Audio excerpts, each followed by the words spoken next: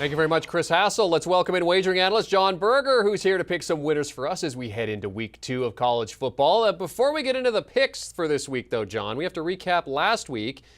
Not a bad week. I mean, you came out on the plus side as we take a look at things.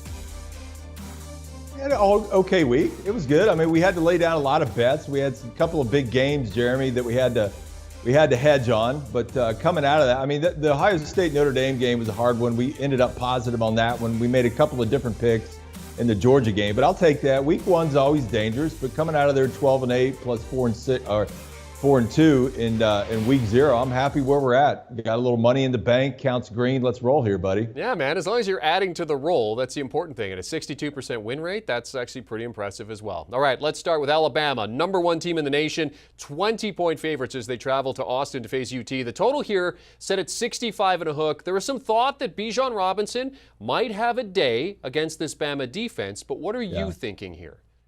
I'm going to actually back out of a bet I made earlier in the week, Jeremy, as I thought more through this. I originally picked Bama to cover those points. I'm going to back out of that. I originally picked the over. I'm going to back out of that one, neutralize it. I'm going to go right now with taking the under in this game. And as I thought through it more in the week, and I thought through the two teams that were going to show up, I don't think anybody knows what Sark's team is going to look like right now. I think, coming out of week 1, you can't really, over-index on that win against ULL. At the same time, you can't really look at that Bama performance against Utah State. I think we all expect him to blow that team out. So the question is, who's going to show up in Austin on Saturday? I don't think we know. I don't think for the Longhorns, has Sark been there long enough for this team to walk out on that field, and you got 100 guys that fundamentally believe in their backbone they're going to win that game. I don't know if they're there yet. We're going to find out.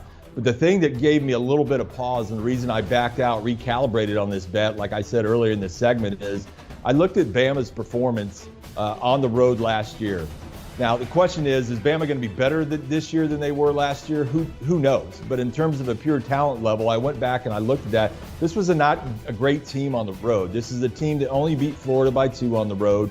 They lost to Texas A&M, and they needed 4 overtimes to beat Auburn. And I get the whole Auburn thing. It's a rivalry game. Even if you discount that, I'm just not super impressed by how they show up on the road. So I think the safer thing here with a young quarterback for Texas, first-year starter, young offensive line, they do have that big win under their belt. I just think there's too many known unknowns. I don't think that we're going to score a ton of points and get over that 65 mark. I'm going to take the under, back out of the earlier bet. I think that's the safest position if you want to win some money on this game. Well, especially when you look at Sark, 0-4 straight up and against the spread. So you want to kind of stay away from that. So that seems like a smart play. Florida, John, surprised everyone last week by beating a top 10 Utah team. Now they get Kentucky as a borderline top 10 team themselves as they have leapt into the top 25. The line has Florida by 6.5 with the total just over 50. Yeah, I think this is an easy one that I'm more comfortable with. I think Florida covers these points. When I looked at that game last week, and me and you talked about it, we knew Utah was going to show up. And Kyle Whittingham, this is a guy that shows up in those big games. He's one of the better head coaches in getting those teams to show up, especially on the road. I really liked what I saw out of Florida. I like them better defensively. It's a more aggressive approach. The front four has the ability to get pressure on the quarterback. But the thing that I really noticed, and I think the difference maker in this game, is Anthony Richardson at quarterback. You saw him having the big game against Utah. There were several breakdowns for Utah defensively that Kentucky's just not going to make. But all that considered, he's one of these quarterbacks when you watch him play, besides the obvious that jumps out at you, his ability to create, his ability to improvise. He's one of these few quarterbacks, Jeremy, with the ball in his hand, where even if you know what he's doing, even as a linebacker or safety, even if you know what's coming at you, he's one of the few guys I've seen early in the season that it doesn't really matter. He can still gut you.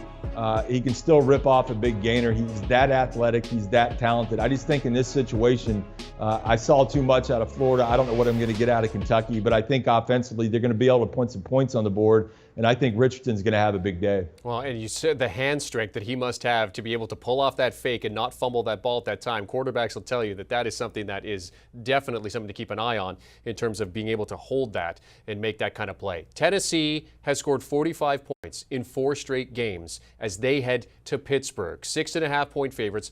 Points galore on offer here, John. The total set at 64 and a hook. I think we're going to do a couple different things. We're going to have some fun with this, Jeremy. I'm going to take Pitt in this game, and I just have more confidence in this team. Keep in mind, Tennessee's 0-3 in this series, haven't had a great deal of success, and we know what happened last year. Of course, Pitt lost some studs on the offensive side of the ball. Pickett goes over to the NFL. But I just have more confidence in the Pitt defense. I think this is going to be a high-scoring game.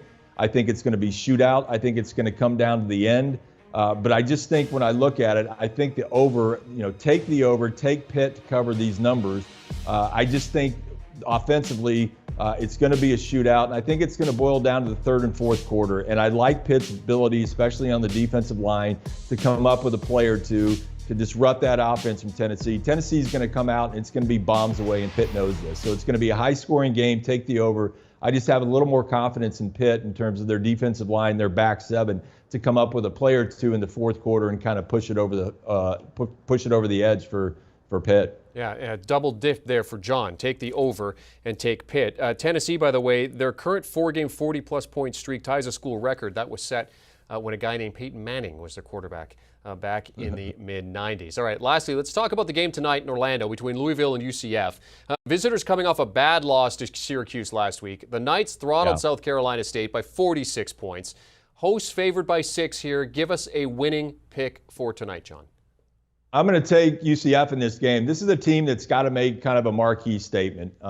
When you look at Louisville, I was pretty surprised about what happened at Syracuse. It's been a long time, Jeremy, since you and me sat here and talked about somebody getting blown out by Syracuse. Well, I mean, that game was never in question. Do I think Louisville's as bad as what they showed in that Week 0 game? Probably not.